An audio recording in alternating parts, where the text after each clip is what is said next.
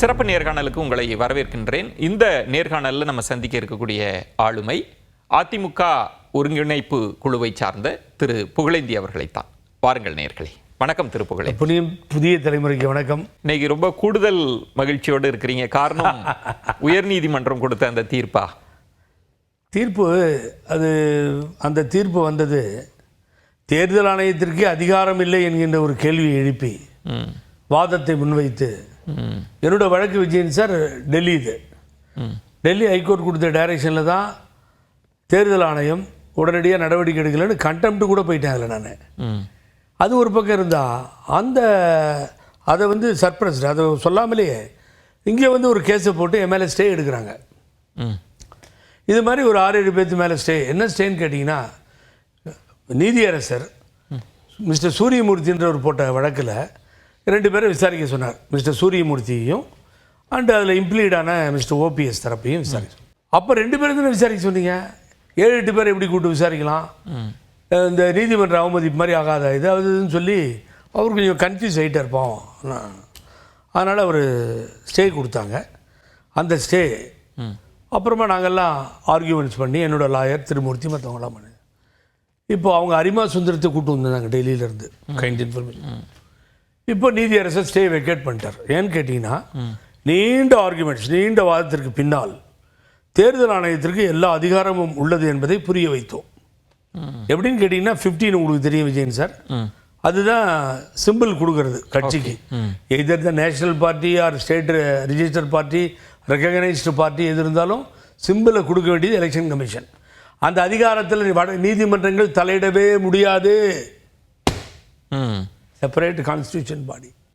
நான் இந்த குறுக்கு கேள்வி இப்போ திரு சி.வி. சண்முகம் அவர்கள் கொடுத்த விளக்கத்தெல்லாம் கேட்பதற்கு முன்பாக, இப்போ தேர்தல் ஆணையம் முடிவெடுக்கலாம்னு சொன்னதன் மூலமாக உங்களோட பிரேயர் என்ன? தேர்தல் ஆணையத்திட்ட நீங்கள் என்ன கேட்க போகிறீங்க? தேர்தல் ஆணையம் என்ன செய்யும்னு எதிர்பார்க்க? அதாவது தேர்தல் ஆணையத்தை நான் கேட்டது தான் பயத்தை கொடுத்து தான் இவங்க இந்த அளவுக்கு வந்தாங்கன்றதை உங்களுக்கு நான் சொல்லிடுறேன். இப்போ தேர்தல் ஆணையம் பிரச்சனையே இல்லை. தேர்தல் ஆணையம் சும்மா ஒரு டம்மி பீஸ் அப்படின்னு இவங்க சொல்லிட்டு, உள்கட்சி தேர்தல்லாம் அதிகாரம் இல்லைன்னு இந்த சி.வி. சண்முகம், முன்னாள் சட்டத்துறை அமைச்சர், அப்புறம் அவர் லா படித்தவர், இதெல்லாம் இருக்குது. அப்போ தான் அது ஒன்றுமே இல்லையா, அங்கே போய் சொல்லிட வேண்டியது தானே. எங்கள் மேலே ஒன்றுமே இல்லைங்க, சும்மா வீணா எங்கள் மேலே மனு கொடுத்துட்டு இருந்தாலும் இவங்கெல்லாம் வேஸ்ட்டாக வந்தாங்கன்னு சொல்லி. இல்லை, இப்போ நான் புரிதலுக்காக கேட்குறேன். இப்போ தேர்தல் ஆணையத்துக்கு முடிவெடுக்கிற அதிகாரம் போயிடுச்சு அப்படின்னா தேர்தல் ஆணையத்திட்ட நீங்கள் என்ன கேட்க போகிறீங்க? சின்னத்தை முடக்கணும்னு கேட்க போகிறீங்க? இல்லை, நான் என்ன கேட்டிருக்கேன்னு உங்களுக்கு சொல்கிறேன். ஒரே நிமிஷம், அதை மாத்திரம் நீங்கள் புரிஞ்சிட்டீங்கன்னா எல்லாம் புரியும். உச்சநீதிமன்றம் சிவில் டிஸ்பியூட் பெண்டிங் இருக்க வழக்கு முடியும் பொழுது தான் யார் கட்சிக்கு அத்தாரிட்டி, அவங்க தான் எல்லாருமே அந்த வழக்கை பொறுத்து தான் அமையும். ஈரோடு எலெக்ஷனுக்கு மாத்திரம் டெம்பரரி அரேஞ்ச்மெண்ட்ஸாக பிரிசிடியம் சேர்மனை போட்டு அந்த ரெட்டைலை யூஸ் பண்ணுறதுக்கு அதிகாரம் கொடுக்குறோன்னா, that is only for temporary arrangements. Erode கிழக்கு இடைத்தேர்தல் பியாண்ட் அது தவிர எதுவும் இந்த ரெட்டையில் எடுத்துகிட்டு போகக்கூடாது. That is only the condition சொல்லி. ரைட், கரெக்டாக நாட் கரெக்ட். அதுக்கு பின்னாடி என்னாச்சு, இந்த எலெக்ஷன் கமிஷன் தப்பா ஈரோடு எலெக்ஷனுக்கு தூக்கி ரெட்டையிலை கொடுத்துருச்சு. ஒரு சமயம் யாரும் கேட்காமலே இருந்தாலும் கொடுத்தாங்களா என்ன எனக்கு தெரியாது.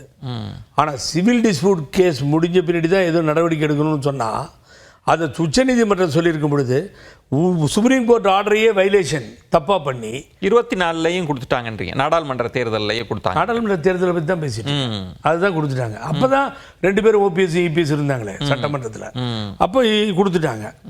அப்போ நான் என்ன கேட்டேன் கேள்வினா, இதுதான் புதிய தலைமுறைக்கும் உங்களுக்கும் சொல்கிறேன். சப்போஸ் இந்த கேஸ் மிஸ்டர் ஓபிஎஸ்க்கு ஆதரவாக நாளைக்கு ஒரு ஜட்ஜ்மெண்ட் வருது, நீங்கள் தூக்கி கொடுத்துட்டீங்க, 40லையும் தோத்தாச்சு. இந்த டேமேஜஸை யார் சரி பண்ண முடியும்? இடைக்காலத்தில் தப்பு பண்ணிட்டீங்க, கொடுத்தது தப்பு தேர்தல் ஆணையத்துக்கு. அதுதான் அங்கே தான் நான் மெயின் பாயிண்ட்டாக அதை கொண்டு போய் நிறுத்தியிருக்கேன். 2வது ஒருத்தர் 2 பேருக்கு ஓட்டு போடலாம். அது இந்த டியூனர் உங்களுக்கு தெரியும், அதெல்லாம் நிறைய தடவை பேசியிருக்கோம். 5 வருஷம் அந்த பதவிகள் தொடரும்னு சொல்லி சொன்னதும், அப்புறம் அம்மா தான் நிரந்தர பொதுச்செயலாளர்னு சொன்னதும், அதை தூக்கிட்டு எடுத்ததும், மாடிஃபை பண்ண பைராவில் 10 பேர் முன்மொழியணும், 10 பேர் வழிமொழியணும், அவர்கள் மாவட்ட செயலாளராக இருக்கணும், பெரிய ஆளுங்களாக இருக்கணும்னு கொண்டு வந்ததெல்லாம் இந்த இர்ரெகுலாரிட்டிஸ் எல்லாத்தையுமே எலெக்ஷன் கமிஷனில் சொல்லியிருக்கோம்.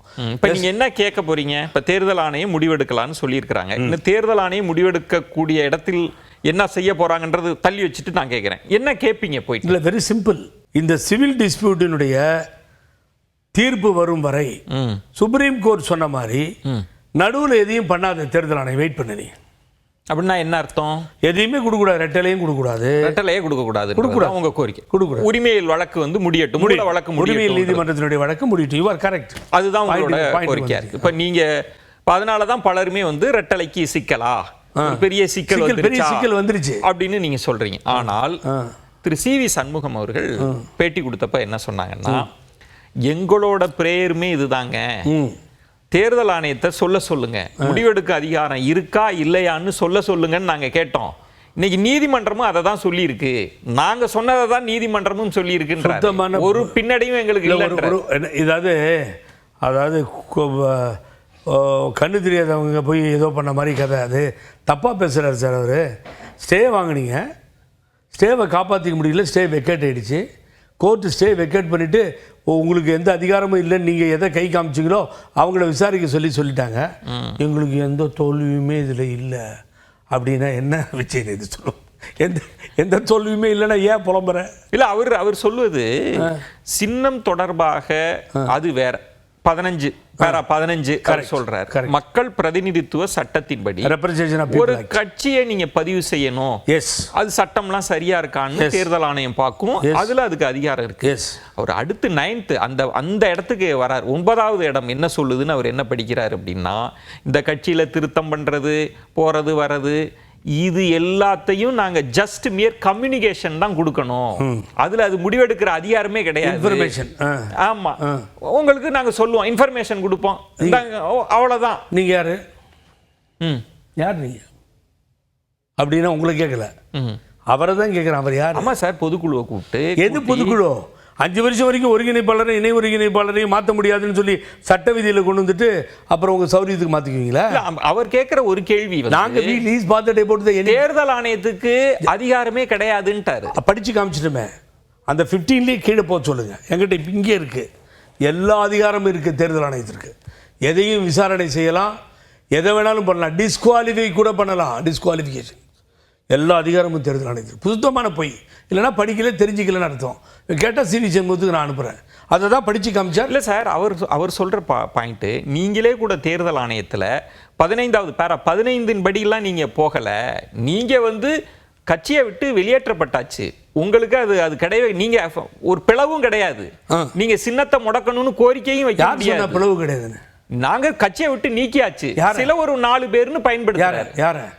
உங்களை சொல்றாரு, என்னையே வச்சுக்கோங்க, உங்களை பெயரை சொல்லியே சொல்றாரு. எல்லாரும் கட்சி விட்டு நீங்க நீக்கிட்டீங்க. ஆமா, உங்களுக்கு என்ன உரிமை இருக்குன்னு கேக்குறாரு. நீங்க அவரை பத்தி ரொம்ப எதிர்ப்பா பேசுனீங்கன்னா உங்களையும் கட்சி விட்டு நீக்கிடுவார். அவர் விஜய் கட்சியிலிருந்து நீக்கப்பட்டார்னு நல்ல காலம் அந்த ஜட்ஜை சொல்லாம போயிட்டாங்க, ஜஸ்டிஸ், அவங்களையும் நீக்கிடுவாங்க. இல்ல சார், நீங்க ஃபங்க்ஷனே கிடையாது சார், நீங்க பிளவா? நீங்க யாருன்னு கேக்குறேன்.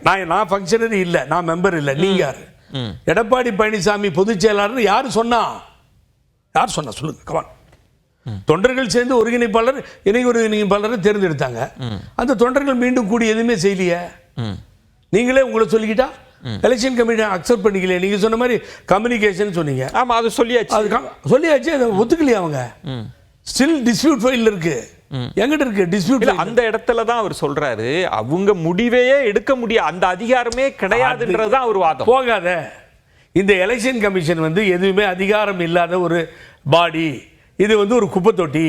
நான் போக மாட்டேன், நான் தான் ராஜா, நான் சட்டமைச்சராக இருந்தேன். போயா, எலெக்ஷன் கமிஷனாவது ஒன்றாவது போக. அதே ஏன் கோர்ட்டுக்கு வர? நீ வாய்ப்பு இல்லைன்றீங்க. வாய்ப்பு இல்லை, சிக்கல் இருக்குன்றது தான் உங்க. சிக்கல் இல்லை, மாட்டிக்கிட்டாங்க கம்ப்ளீட்டா, வெளியிலே வர முடியாது இனிமேல். That is we raise not only Pugazhendhi, other people are there. இல்ல, இதற்கு முன்பு இந்திரா பானர்ஜி இருந்தபோது கூட ஒரு क्वेश्चन தான் உங்களை கேட்டேன். நீங்க ரொம்ப தெளிவா இருக்கு ஒரு விஜயன் சார். இவரை யாரு பொதுச் செயலாளர்னு சொன்னது? நீதிமன்றம் சொல்லியிருக்கா? ஃபைனல் வெர்டிக்ட் வந்துருச்சா? எலெக்ஷன் கமிஷன் ஒத்துக்குச்சா? சி.வி. சண்முகம் சொன்னா போதுமா? இல்ல சார், நான் புரிதலுக்காக கேட்கிறேன். இதற்கு முன்பு வழங்கப்பட்ட தீர்ப்பிலும் கூட, இதே அதிமுக தொடர்பான தீர்ப்பிலும் கூட, பானர்ஜி அவங்க அப்போ நீதியரசராக இருந்தபோது கூட அவங்க தேர்தல் ஆணையத்திற்கு கட்சி விதிகள் சார்ந்து முடிவெடுக்கிற அதிகாரம் இல்லைன்னு தான் தீர்ப்பு கொடுத்துருக்குறாங்க. 2 தீர்ப்பு வந்திருக்கு. பானர்ஜி வந்து நீதிமன்றங்களை கூட தவறான தீர்ப்புகள் அது இது பேசுறதுக்கு உரிமை இருக்குன்னு சொன்னாங்க. நான் இல்லை, பட் நான் கேட்கறது which is the apex court, உயரிய நீதிமன்றம், உயர்ந்த நீதிமன்றம், சுப்ரீம் அத்தாரிட்டி, சுப்ரீம் கோர்ட் யார் வச்சுங்க சார்? அந்த சுப்ரீம் கோர்ட் என்ன சொன்னிச்சு உங்களுக்கு? இன்ஃப்ளூயன்ஸ்லாம் பயன்படுத்தாதீங்க, யாரையும் கேட்காதீங்க, நீங்கள் போய் சிவில் டிஸ்பியூட்டை முடிச்சுட்டு. இப்போ நாளைக்கு சிவில் கோர்ட் வந்து சிவில் சண்முகம் கரெக்டு, புகழேந்தி தப்புன்னா நான் ஒன்றும் பண்ண முடியல. நீங்கள் சொல்வதில் கூட இப்போ இன்றைக்கு வந்த தீர்ப்பில் கூட கவனமாக பார்க்குற போது அவங்க திரும்பவும் சொல்கிறாங்க, நீங்கள் எடுக்கிற முடிவு உரிமையியல் நீதிமன்றத்தின் முடிவுக்கு கட்டுப்பட்டது தான் சொல்லி தான் சொல்கிறாங்க. இன்னொன்று, தேர்தல் ஆணையத்துக்கு சொல்கிறாங்க நீங்கள் முடிவெடுத்துருங்கன்னு சொல்லலை, உங்களுக்கு திருப்தி வருகிறதா, முடிவெடுக்கலாமா வேண்டாமான்னு முடிவு செய்யுங்கன்னு பந்தாங்க தள்ளி இருக்கிறாங்க, அவ்வளவுதான். அது உரிமையியல் நீதிமன்றத்தோட சம்பந்தப்பட்டது. நேற்று வரைக்கும் என்ன இருந்துச்சு? நேற்று வரைக்கும் ஸ்டே இருந்ததுல்ல கையில், அந்த ஸ்டேவை காப்பாற்றிக்கிறதுக்கு எவ்வளோ போராடிட்டீங்கல்ல. டெல்லியில் இருந்தாலும் லாயரை இறக்கி பார்த்தீங்கல்ல. நான் அவங்கள தப்பாக சொல்ல, அவங்க ப்ராக்டிஸ் பண்ணுறாங்க, வராங்க, லேர்னர் கவுன்சில் பெரிய ஆள் வராரு போகிறாரு, எல்லாத்தையும் ஏன் பண்ணீங்க நீங்கள் சார்? உங்களுக்கு பயமே இல்லை சார் எலெக்ஷன் கமிஷனை பார்த்து? அது ஒரு ஒன்றுமே இல்லாது சார் எலெக்ஷன் கமிஷன். வா கம் நேராக எலெக்ஷன் கமிஷனுக்கு வந்து சொல்லு, 2/2017 கேஸ் மாதிரி அங்கே வந்து ஆர்கியூ பண்ணுங்கள் சார். அன்றைக்கி நடந்ததில்ல, 3 எலெக்ஷன் கமிஷனர் உட்காந்து கோர்ட்டாக மாற்றி எல்லாத்தையும் கேட்டாங்கல்ல. ஏன் பயந்துட்டு வர மாட்டேன் நீங்கள் கோர்ட்டுக்கு ஓடுறீங்க? இல்லை, பொதுவாக கட்சி சின்ன அடிப்படையில், அந்த சட்டத்தின் அடிப்படையில் முடிவெடுக்கணும் அப்படின்னா ஒரு புரிதலுக்காக ஒரு கட்சியிலிருந்து ஒரு பிளவாக இருக்கும். ஒருத்தர் வந்து நாங்கள் தான் உண்மையான கட்சிம்பாங்க, இன்னொரு தரப்பு நாங்கள் தான் உண்மையான கட்சி அப்படின்றப்ப தேர்தல் ஆணையம் ஒரு 3 விதிமுறைகள் வச்சு அப்போ முடிவெடுக்க வேண்டியது யாரு? தேர்தல் ஆணையம். தேர்தல் ஆணையத்துக்கு எந்த உரிமை இல்லைன்னு சொன்ன அர்த்தம்? அவர் என்ன சொல்றாருன்னா, அப்படி இருந்தா முடிவெடுக்கலாம். இப்ப நாங்க இவங்க மனு கொடுத்திருக்கிறவங்க எல்லாம் கட்சியிலே இல்லாதவங்க, இவங்க பிளவே கிடையாது. சரி, நான் இப்படி சொல்றேன் சார், இந்த கட்சிக்கும் சிவி சண்முகத்துக்கும் சம்பந்தம் இல்லை. பொதுச் செயலாளர் பழனிசாமி கிடையாது, இந்த கட்சிக்கு இவங்களுக்கெல்லாம் சம்பந்தம் கிடையாது. அனைவருமே எங்களால் ஏற்றுக்கொள்ளப்படாதவர்கள், தொண்டர்களால் அவங்க தலைவர்கள் ஏற்றுக்கொள்ளப்படாதவர்கள்னு சொன்னால் என்ன சொல்கிறது? தொண்டர்கள் தான் முடிவு பண்ணணும். இவங்க பொதுக்குழு செயற்குழு கவலையே படலை, புரட்சி தலைவர் எம்ஜிஆரும் கவலைப்படலை. நான் கேட்குறேன் சார், நீங்கள் கட்சியினுடைய அடிப்படை விதி தொடர்பாகலாம் தேர்தல் ஆணையம் விசாரிக்க ஆரம்பிக்குதுன்னு வைங்க, எந்த கேஸை சார்? இப்போ எல்லாரும் அதை தான் சொல்கிறாங்க. இப்போ அதிருப்தியாளர்கள் எல்லாம் ரிபல் எல்லாருமே போய் ஆளுக்கு ஒரு மனு போட்டு எல்லாரும் கட்சியை நான் விதியை வந்து நான் விசாரிக்க போறேன், அதுக்காக சின்னத்தை முடக்கிற போறேன்னா என்ன சார்? அங்கதான் ஒரு லாஜிக்கா. இந்த புதிய தலைமுறைக்கும் விஜயன் சாருக்கும் தெரியும், நேற்று போய் நான் ரெப்ரசன்டேஷனை கொடுக்கல. My so many representation pending past 4 years, not a 1 or 2 representation, 10 representation. ஒன்னொன்றுக்கும் சொல்லியிருக்கேன். கிரிமினல் வழக்கில் இருப்பவர்கள், பெண்ணை கற்பழித்தாக சொன்னவர்கள் எல்லாம் ரெப்ரசன்டேஷன் ஆஃப் பீப்புள் ஆக்டுக்கு எதிராக அதிமுகவில் உயர்ந்த பதவியில் இருக்காங்க. கன்விக்டட் பர்சன் மாவட்ட செயலரை தொடர்றாரு. 2 பேர் சேர்ந்து ஒருத்தருக்கு ஓட்டு போட்டது தப்பு, ஒருத்தர் 2 பேர்த்த செலக்ட் பண்ணது தப்பு, எலெக்ட் பண்ணது தப்பு. அம்மாவை புரட்சி தலைவி அம்மா தான் நிரந்தர பொதுச் செயலாளர்னு சொல்லி இவங்களுக்கு சௌரியத்துக்கு தகுந்த மாதிரி ரெசல்யூஷனை மாற்றினது தப்பு. தொண்டன் கட்சி சார், இது இவங்க கட்சி. ஆனால் பல நீதிமன்ற தீர்ப்புகள் என்ன வந்தது, பொதுக்குழு தான் முடிவெடுக்கும் அதிகாரம் கொண்டது அப்படின்னு சொல்லி தானே எடப்பாடி பழனிசாமி அவர்கள் தீர்ப்பு. இல்லை, இந்த ஒருங்கிணைப்பாளர் இணை ஒருங்கிணைப்பாளர் தேர்வில் அந்த பொதுக்குழுவும் யாருக்குமே அதில் வந்து எந்தவித அதிகாரமும் இல்லைன்னு தீர்மானத்தை நிறைவேற்றினது யாரு? நானா பண்ணேன்? இல்லை, நிறைய மாற்றம் சார். இது வந்து திரு புகழேந்தி அவர்கள் உங்களுக்கு தெரியாதல்ல, இந்த நீண்ட நெடிய ஜெயலலிதா மறைவுக்கு பிறகு இந்த சட்ட போராட்டம் இருக்குல்ல, இது கிட்டத்தட்ட ஒரு இடியாப்ப சிக்கல் மாதிரி ஆயிடுச்சு. ஆதாரம்ன்றது வந்து பொதுச் செயலாளர் அடிப்படை உறுப்பினர்களால் தேர்வு செய்யப்பட வேண்டுமா வேண்டாமா, அதிமுகவிலே இருக்கிற தனித்துவமான விதி இது. ஆனா இது எல்லாத்தையும் கடந்து ஒவ்வொரு நீதிமன்றமும் தனக்கு ஏற்றார் போல இன்டர்பிரேஷன்லாம் கொடுத்து ரொம்ப தூரம் நடந்து வந்தாச்சு. இனி அதை தேர்தல் ஆணையம் திரும்பவும் பேக் டு த ஸ்கொயர் அங்க வருவாங்களா? வர வாய்ப்பு இருக்கான்னு கேட்கிறேன். எங்க தேர்தல் ஆணையம் திரும்ப தேர்தல் ஆணையத்துக்கு போயாச்சு, முடக்கிட்டு என்ன பண்ணுவீங்க? என்ன காரணம் சொல்லி முடக்குவாங்கன்றீங்க? என்ன காரணம் சொல்லி முடக்குவாங்க? ஆமா, சிவில் கேஸ் முடிவு வரைக்கும் நான் கொடுக்க முடியாதுன்னு சொல்லுவாங்க. அந்த இடத்துக்கு நகர்ந்துருவாங்கன்றீங்களா? இந்த பாருங்க, when the paragraph 15ல அந்த 15 when the commission is satisfied on information in the position that there are rival sections or groups of a recognized political party, each of whom claims to be that party, the commission may, ரொம்ப clear இருக்கு, may after taking into account all the available facts and circumstances of the case and hearing முன்னாள் சட்டத்துறை அமைச்சர் CV சண்முகமும் இதை படிச்சு காமிச்சார். such a representation of the section of groups, other persons as desire other persons to be had,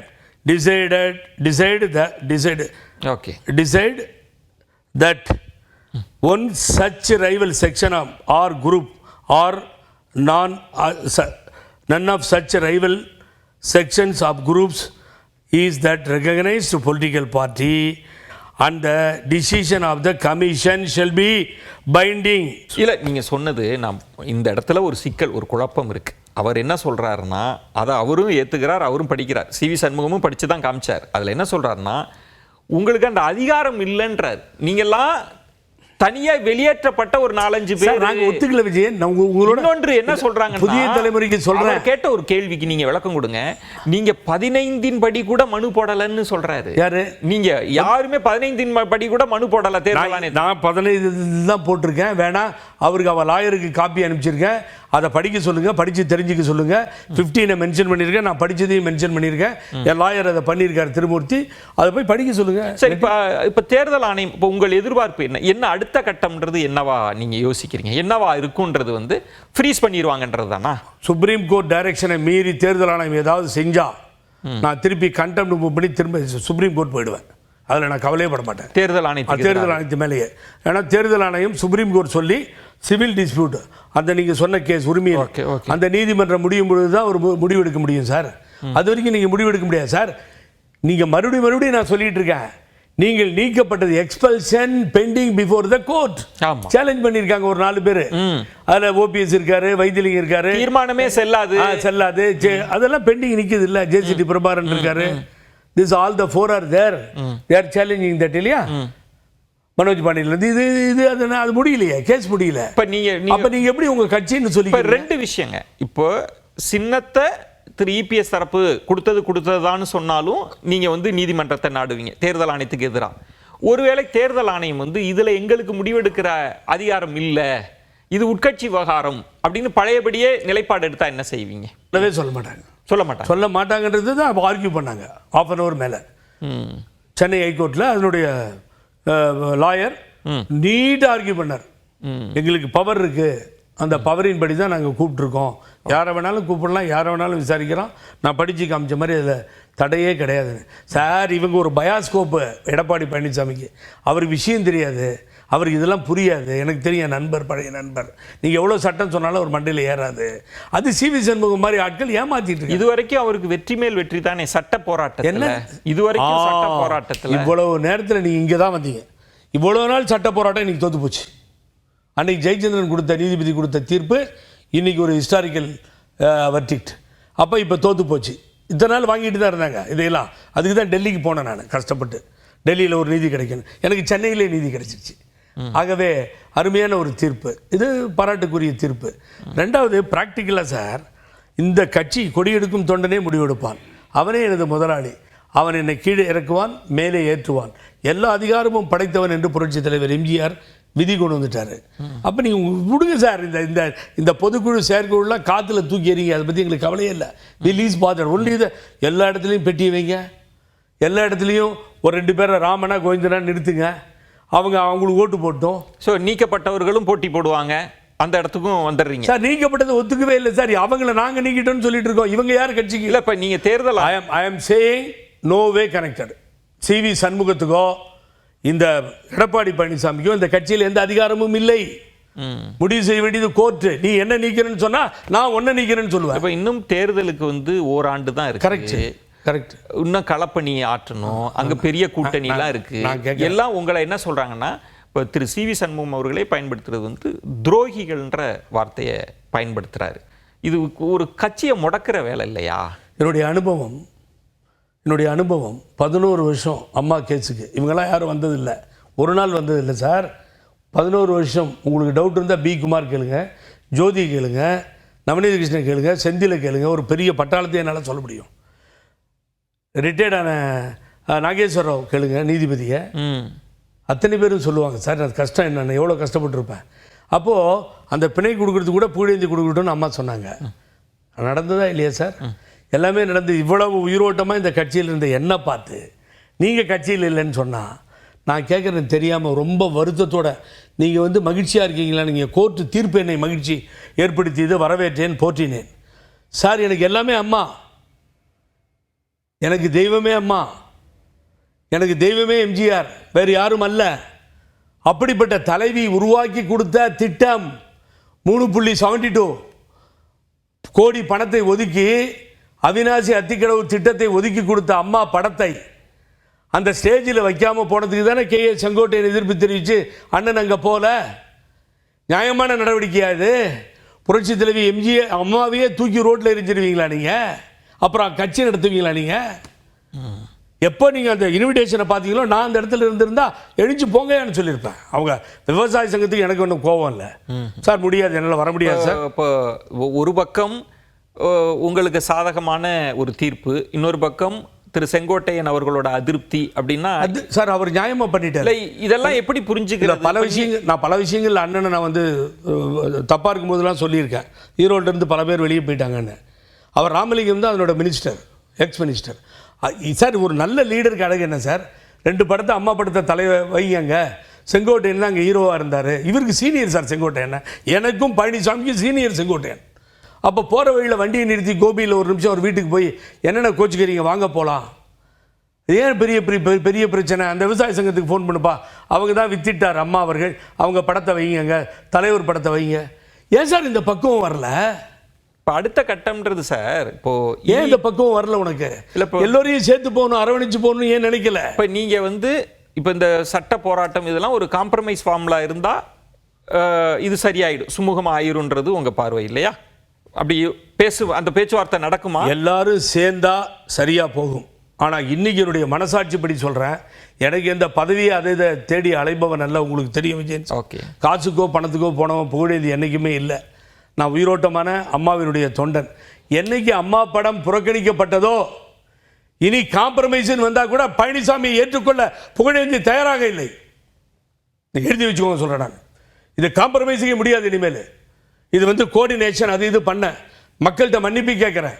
ஏன்னா எனக்கு இந்த கட்சி மற்ற எல்லாத்தை விட எம்ஜிஆர் என்கின்ற ஒரு தாரக மந்திரமும் அம்மாவும். இதை ஏன் பெருசு பண்ணுறீங்க, இது ஏன் பெருசு பண்ணுறீங்கன்னா இதுதான் பெருசு பண்ண முடியும். அம்மா இல்லைன்னா கட்சி இல்லை. நீங்கள் இது நீங்களும் காம்ப்ரமைஸ் இல்லைன்றீங்க. இல்லை சார், இப்போ தான் சொன்னேன். ஆமாம், இப்போ சொல்றீங்க. அந்த விழாவுக்கு போய் அதில் ஏற்பட்ட மன உளைச்சலால் சொல்லிட்டு இப்போ நீங்கள் சொல்கிறீங்க திரு சி.வி. சண்முகம் அவர்களும் நீக்கப்பட்டவர்கள் தான் அவங்க ஸ்டாண்டில் இருக்காங்கன்னா நீ தேர்தல் ஆணையம் முடிவெடுத்துக்கிட்டுன்றது தான். தேர்தல் ஆணையம் முடிவெடுக்கட்டுன்னு ஒன்று உங்களுக்கு தில் இருந்ததுன்னா, தைரியம் இருந்ததுன்னா அம்மா படத்தையும் தலைவர் படத்தையும் தூக்கி வெளியில் எரிஞ்சிட்டீங்களா? ஜெயக்குமார் வீட்டில் அம்மா படத்தை கூட வைக்கக்கூடாது, தூக்கி வெளியில் எரிஞ்சிருங்க. ஓகே ரைட், எல்லாம் பண்ணிட்டீங்களா? ஒரு தேர்தலில் வெற்றி பெற சொல்லுங்கள், ஒரே ஒரு தேர்தலில் ஜெயிக்க சொல்லுங்க விஜயன். அப்புறம் நான் உங்கள்கிட்ட நான் பேசுறதெல்லாம் தப்புன்னு சொல்கிறேன். ஒரு தேர்தல், ஏதாவது ஒரு தேர்தல், லோக்கல் பாடி வரப்போகிற எலெக்ஷன், வரப்போகிற 2026 இந்த விஜய் வர உள்ளே வந்துடுச்சு சார். 20 சீட்டு தேர மாட்டார் இவர். எடப்பாடியில் ஜெயிக்கிறாரான்னு பாருங்க. சி.வி. சண்முகமும் ஜெயக்குமார் மாதிரி இவரும் தோத்துருவார். இப்போ நிறைவாக இந்த கேள்வி, ஒருவேளை திரு இபிஎஸ் தரப்பு உச்சநீதிமன்றத்தை நாடி, நிச்சயமா நாடும், நாடிகிடி இல்லை, இவ்வளவு நேரம் நாடி பிடிக்க போயிருப்பாங்க. அது அவங்களுக்கு சாதகமாக வர வாய்ப்பு இருக்கா? அதை எப்படி? உயர் நீதிமன்றங்கள், உச்ச நீதிமன்றங்கள் அவங்க தான் முடிவு பண்ணணும். அங்கே போகும்போது எங்களை கூப்பிட்டு தான் ஆகணும். நான் விட மாட்டேன். ஐ சேலஞ்ச் திஸ். உச்ச நீதிமன்றத்திலும் சந்திக்க புகழேந்தி தயார். மற்ற சட்ட போராட்டத்தை தொடர்ந்து நடத்த போறேன்றீங்க. மிக்க நன்றி, உங்களுடைய விரிவான பார்வைகளை முன் வச்சிங்க. மிக்க நன்றி. நன்றி விஜயன். அதாவது மன உளைச்சலோடு அந்த அத்திக்கடவு அவிநாசி திட்டத்தில் ஏகப்பட்ட பாதிப்பு ஏற்பட்டு போச்சு. அதை ஏன் கேட்குறீங்கன்னு கேட்குறதே முட்டாள்தனமான கேள்வி. ஆட்சி அதிகாரம் எல்லாத்தையும் கொடுத்த தலைவர்களையே தூக்கி எறிகிறார் என்று சொன்னால் மனசாட்சியை விட்டுவிட்டு நிற்கிறார்கள் இவர்கள் என்று புரிந்து கொண்டேன். ஆகவே இவர்கள் தலைமை என்பது நாம் ஏற்றுக்கொண்டால் இந்த அம்மாவுக்கும் தலைவருக்கும் செய்கின்ற துரோகம். இதை அரசியலாக்கவில்லை, மன உளைச்சலில் பேசிக்கொண்டிருக்கிறேன். நன்றி நன்றி நன்றி சார், தேங்க்யூ. மற்றொரு நேர்காணலில் உங்களை சந்திக்கிறேன். அதுவரை உங்களிடமிருந்து விடைபெறுகிறேன். நன்றி, வணக்கம்.